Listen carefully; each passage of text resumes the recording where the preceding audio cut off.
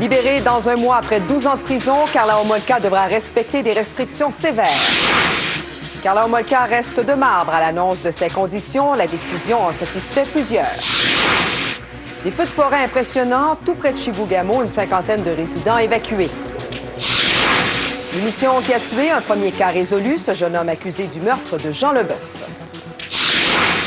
Les péquistes en congrès pour la fin de semaine, le pays à venir, au cœur des débats.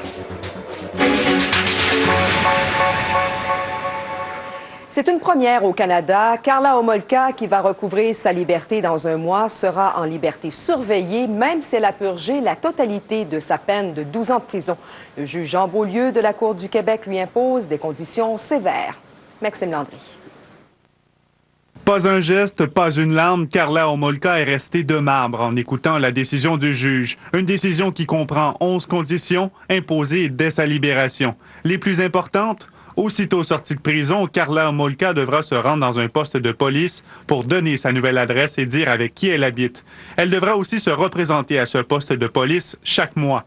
Si elle doit quitter la maison plus de 48 heures, elle devra au préalable avertir les autorités de sa destination, de son moyen de transport, de son itinéraire. Bref, cette condition, c'est pour l'empêcher de disparaître dans la nature. Elle devra suivre une psychothérapie et fournir un échantillon d'ADN.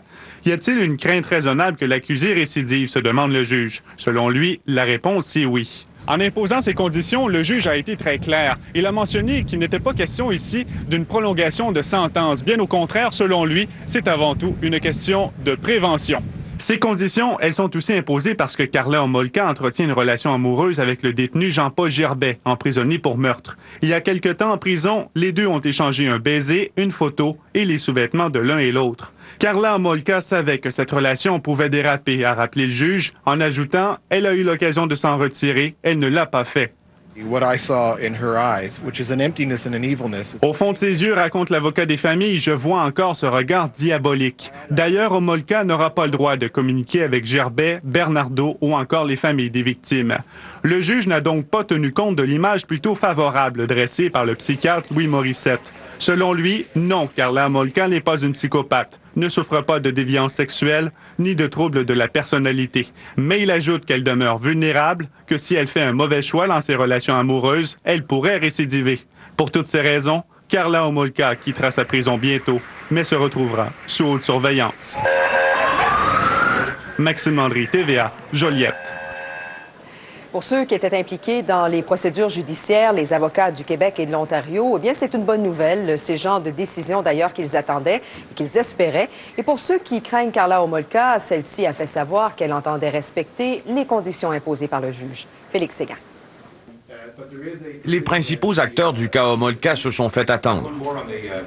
Devant des dizaines de médias de partout au pays, c'est d'abord l'avocate de la criminelle qui se dit repentie qui parle. C'est de sa bouche que l'on a entendu comment Karla Homolka accueillait la décision. Ma cliente a indiqué que elle comprenait que les gens étaient encore fâchés contre elle. Elle comprenait que certaines personnes lui en voulaient encore énormément, particulièrement en Ontario. Ensuite, les procureurs du Québec, ceux qui ont proposé les conditions de libération avec l'aide de leurs collègues de l'Ontario, sont venus au micro. La Cour a prononcé une ordonnance à l'égard de Mme Thiel. Alors, ces conditions-là vont lui permettre de réintégrer la société de façon encadrée. Alors, ça nous satisfait.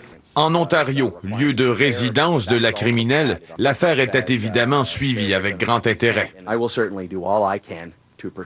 Je vais tout faire pour protéger les Ontariens, dit le procureur général de la province, en ajoutant être satisfait de la décision du juge qui protège la population, dit-il.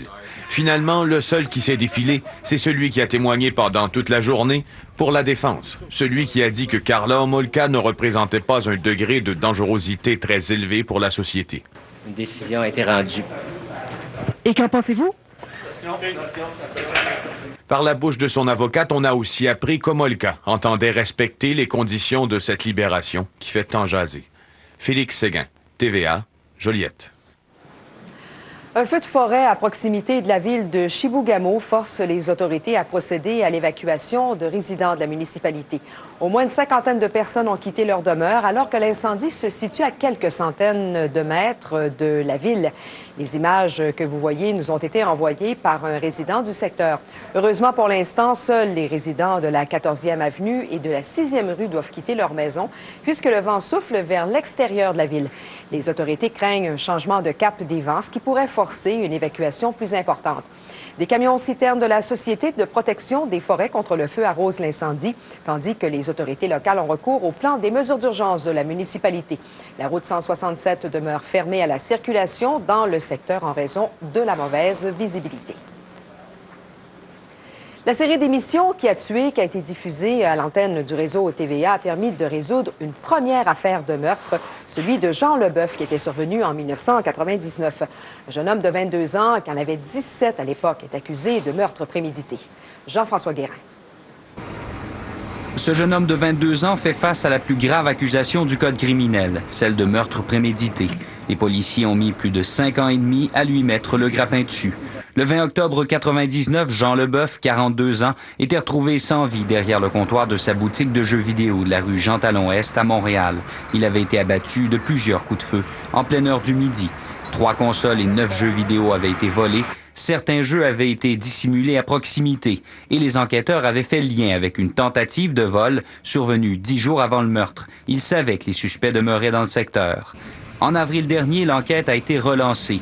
Des milliers de tracts ont été distribués dans le secteur, annonçant la diffusion de l'émission Qui a tué, qui devait se pencher sur le cas. Plus spécifiquement, suite à l'émission Qui a tué, on a eu de nouvelles informations qui ont fait progresser rapidement l'enquête. Dans les faits, 3 informations reçues par les policiers pointaient vers un groupe de jeunes. Début mai, 2 suspects de la tentative de vol ont été arrêtés. Et la semaine dernière, les enquêteurs des crimes majeurs appréhendaient le 3e suspect. Il serait revenu 10 jours plus tard et aurait abattu Jean Leboeuf. Il a été accusé en cours de la jeunesse. Disons que ça va enlever un petit point qui est toujours resté dans mon cœur. L'ancien associé de Jean Leboeuf avoue qu'il est surpris que l'émission ait donné autant de résultats. Il est heureux que l'enquête ait abouti. On voit tous les moments qu'on a passés avec Jean et puis toutes les choses qui sont déroulées depuis ce temps-là. Puis comment que la vie peut changer en un instant.